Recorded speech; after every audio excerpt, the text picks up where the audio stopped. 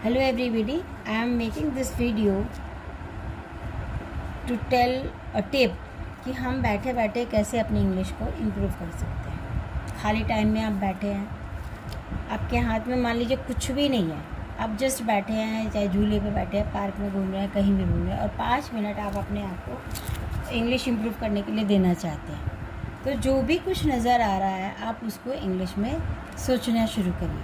जैसे आप बैठे हैं पार्क में और आपको बच्चे खेलते हुए दिख रहे हैं तो आप उसको वॉच कर रहे हैं और उस चीज़ को इंग्लिश में अपने आप से बोलना शुरू करिए।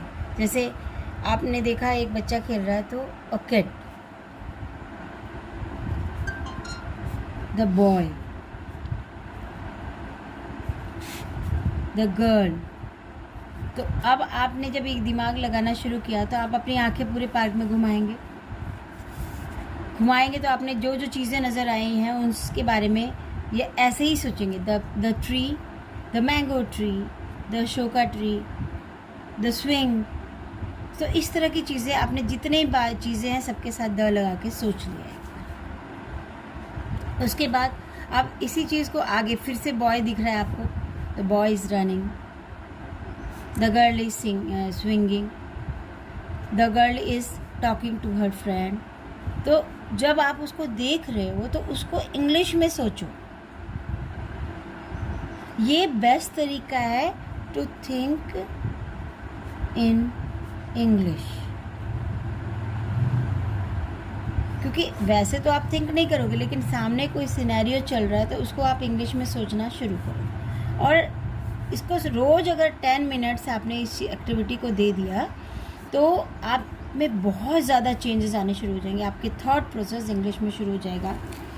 अगर आप स्पीक करने के लिए इस एक्टिविटी को इस्तेमाल करेंगे तो इम्प्रूवमेंट का जो ग्राफ है वो बहुत तेज़ी से बढ़ेगा। तो आप घर में बैठे हैं, घर में मान लीजिए टीवी वॉच कर रहे हैं, आपके माइंड में थॉट प्रोसेस चला सकते हैं। द सीरियल उसमें जो भी कैरेक्टर है उसको इंग्लिश में सीखिए, इंग्लिश में बोलना शुरू करिए अपने माइंड में और इस तरह से आप में चेंज आएगा।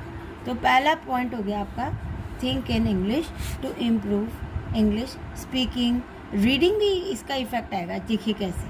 अच्छा, अब आपके पास आता है कि रीडिंग को कैसे इम्प्रूव करें।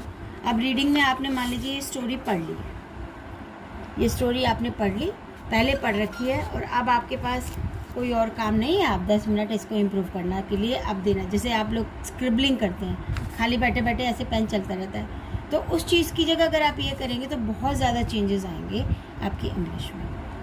अब यहाँ पे ही मान लीजिए स्टोरी पढ़ी, अब आज फिर ये पेज खुला हुआ है, अब इसमें से मुझे सीखनी है इंग्लिश को, तो कैसे करेंगे। So a crow felt very thirsty. अब इसी सेंटेंस को उठा के कुछ नया सा सोचिए, दिमाग में लेके आइए।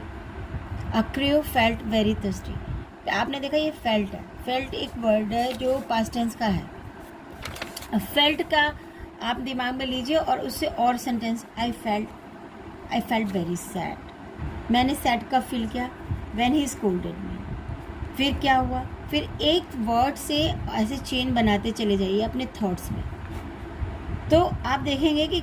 और एक चीज़ और, रॉन्ग सोच रही हूँ ये मत सोचिए।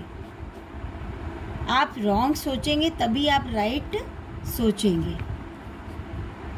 पहले रॉन्ग सोचेंगे, कोई बात नहीं, कौन चेक कर रहा है आपके दिमाग में कैसे रॉन्ग चल रहा है कि राइट चल रहा है, लेकिन आपको अपने ब्रेन में, अपने माइंड में 10 मिनट्स की ये एक्टिविटी माइंड को फ्रेश करने के लिए देनी है आपको। आप उसके और ज़्यादा सोचते चाहिए। फेल्ट है, इसके और फेल्ट मिलेगी। आप कोई इवेंट याद करना शुरू कर दीजिए जब आपके साथ कुछ हुआ है, उस इवेंट को अपने माइंड में डिस्क्राइब करना शुरू करिए इंग्लिश में। तो ये जो इंग्लिश थिंकिंग है, इससे आपका 50% चेंज एकदम आना शुरू हो जाएगा, आपकी स्पीकिंग में भी, आपकी राइटिंग में भी। और जब आपकी पर्सनालिटी में ये चेंज आएगा तो देखिए कितना फ़र्क पड़ने वाला है। अब आप इस पेज को मैंने को नई इंग्लिश सीखने के लिए लेना है, तो अब मैं इसमें क्या कर रहा हूँ, ऑन अ हॉट प्लेस उठा लिया। आपको इसका मीनिंग पता है, ऑन अ हॉट प्लेस, तो आप इस दिमाग में ऑन अ कोल्ड प्लेस।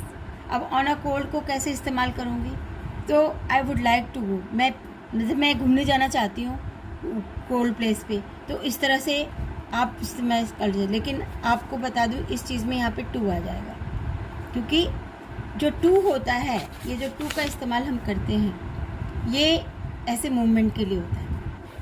जैसे हम किसी चीज़ के जब नज़दीक जा रहे होते हैं तो टू का इस्तेमाल करते हैं। जैसे I am going to the market, I am going to the school, तो टू का अब टू आपने दिमाग तो इसका उल्टा सोचो। इसका उल्टा क्या है? फ्रॉम। फ्रॉम का यूज़ करना शुरू कर दो। I am coming from the market, I am coming from the school. ये थिंकिंग है, इसको थिंकिंग प्रोसेस पे ही रखना है। ये जैसे स्क्रिबलिंग करते हैं, पेन ऐसे चलाते रहते हैं, कभी कुछ बनाते हैं कभी कुछ, तो वो वाला चीज़ आप कंस्ट्रक्टिव यूज़ कैसे कर सकते हो इंग्लिश लर्न करने के लिए, वो मैं सिखाने की कोशिश कर रही हूँ। और हार्डली 5 मिनट्स 10 मिनट, इससे ज़्यादा टाइम इस प्रोसेस को देने की ज़रूरत नहीं है। लेकिन ये जो 10 मिनट्स आपने दिया है, आप देखिएगा कितना ड्रास्टिक चेंज आपकी इंग्लिश में करेगा। अब जैसे ये पेज पढ़ा है अ लिटिल वाटर, अब ये लिटिल वाटर को आप इस्तेमाल कहाँ कर सकते हैं? आप ग्लास में कर सकते हैं, ड्रिंक करने के लिए कर सकते हैं, ठीक है। इन द पॉट है, इन द पॉट में आपको पता है यहाँ पॉट में ही था, तो in the class, in the room, in the kitchen. Now अब इन द किचन आ गया, there are so many things you can imagine. I was cooking in the kitchen, when he came inside, whatever it is, in the kitchen, in the kitchen, in the kitchen लगा के ढेर सारे sentences बना डालिए अपने mind में। लिखने की ज़रूरत नहीं है, मैं लिखने से ज़्यादा सोचने और बोलने पे स्ट्रेस देती हूँ, बिकॉज इंस्टेंटली आपके पास पेन और कॉपी नहीं है, लेकिन आपके पास अपना मुंह है अपनी बात एक्सप्रेस करने के लिए। तो जितना आप माइंड में सोचेंगे उतना आपका माइंड और बोलने का जो तारतम्य है वो एक साथ बनना शुरू होगा। तो think about it. In the kitchen लेके there are so many sentences you can imagine. In the bathroom, in the bedroom, in the कुछ भी, इन लगा के, in the box, in the अलमीरा, in the this, in the that, but thinking must है। Thinking करिए, और 5 minute 10 minutes every day. आप जब फ्री हो, लेजर बैठे हो, कुछ और कार्य नहीं है, so let me do it, let me think in English. और इंग्लिश में मैं क्या, आप पेड़ देख रहे हैं, पेड़ में ऑब्जर्व करना शुरू करें, there are so many leaves in the tree, there. और एक चीज़ और, एक देयर वर्ड आर, ये जो वर्ड है ना, ये मैजिक वर्ड समझिए। इसी तरह हैव, हैज़, ये मैजिक वर्ड्स है। किस तरह से? देयर लगा के आप कितने भी सेंटेंसेस जिनका स्टार्टिंग नहीं समझ में आता, जिन सेंटेंसेस का आपको स्टार्टिंग नहीं समझ में आता, आप वहाँ देयर लगाइए और फिर देखिए कि आप आसानी से उसको बोल पाते हैं। इसी तरह हैव है, आई हैव, ही है, आई हैव, दे हैव। ये चीज़ बस इतना ध्यान रखना है आपको कि हैज़ आपको ही, शी और इट के साथ है, और हैव बाकियों के साथ लगा दीजिए। तो इस तरह से आप इसका भी इस्तेमाल बहुत जगह और बहुत सही सटीक ढंग से कर सकते हैं। तो थिंकिंग में बहुत ज़रूरी है इंग्लिश इम्प्रूव करने के लिए आपकी थिंकिंग डेवलप करना। Thinking in English will do the drastic changes in your reading, your writing and your speaking. All the 3 competencies will be improved if you keep on doing this activity in your leisure time. And if you leisure time क्या, अब आप जब एक बार करने लगेंगे you will enjoy this thing. तो जब भी कोई हो आप उसको आराम से कर सकते हैं। आपने ये चीज़ प्रैक्टिस करते रहनी है, फर्स्ट फॉर्म, सेकंड फॉर्म और थर्ड फॉर्म। किसका? वर्ब का। ये आपको बार बार प्रैक्टिस करनी है। कुछ जो सीखा है वो तो सीखा ही, कुछ नया भी तो सीखने की ज़रूरत पड़ती है। तो फ़ोन आजकल बहुत है, इंटरनेट बहुत अच्छी चीज़ है, वहाँ से उठाइए, फ़ोन पे टाइप कर दीजिए वर्ब्स की फॉर्म्स का, कुछ भी टाइप करिए, वो आपको पूरा लिस्ट देगा। उस लिस्ट को 1 बार 2 बार 3 बार पढ़ डालिए। लिखने की ज़रूरत नहीं, लिखने पे मत स्ट्रेस करिए, पढ़ना, बोलना और जो भी कुछ है ओरल करिए। जितना ज़्यादा आपको करेंगे उतना आपका ब्रेन एक्टिव होगा। तो बस एक चीज़ ये हो गई बता दी। इसके अलावा आप बैठे बैठे इन द, जो प्रपोजिशन वाली चीज़ें हैं ना, उनको भी इस्तेमाल कर सकते हैं। इन द, इनका इस्तेमाल किया, हर चीज़ के साथ लगा के, ऑन का इस्तेमाल किया, अंडर का इस्तेमाल किया, ठीक है। तो ये सब चीज़ें जब बार बार सारे प्रपोजिशन लगाते जाइए और पढ़ते जाइए, दिमाग में सोचते जाइए इस चीज़ को। तो ये आपके छोटी टिप्स हैं। Let me revise it. सबसे पहले थिंक इन इंग्लिश को आपने करना है।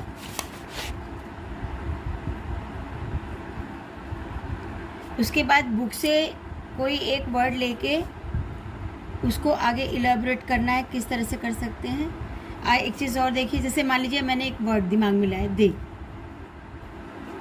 अब दे है वे, वे क्या कर रहे हैं? दे आर गर्ल्स, ठीक है। ऐसे आपने दिमाग में लेके आए। फिर they are girls, they are my friends, they are, इस तरह से। अब गर्ल्स उठा लीजिए यहाँ से, गर्ल्स के सेंटेंस ऐसे जोड़ते चले जाइए। The girls are going to the market. अब गोइंग है, वहाँ से गोइंग उठा लीजिए, गोइंग के सेंटेंस बनाना दिमाग में शुरू करिए। लिखना कुछ नहीं है, सिर्फ सोचना है। तो इस तरह से एक चीज़ से आप और चीज़ें जोड़ते हुए नए नए सेंटेंस आपके माइंड में फ्रेम होते चले जाएंगे। और एक थिंक इन इंग्लिश हो गया, वर्ड्स से लेके कुछ हो गया, कुछ एक सिंपल वर्ड से बना लिया आपने, और इसके बाद प्रेपोजिशन से लेके नए सेंटेंस रोज़ सोचना है। तो इस तरह से आपकी इंग्लिश बहुत इम्प्रूव हो जाएगी। Thank you.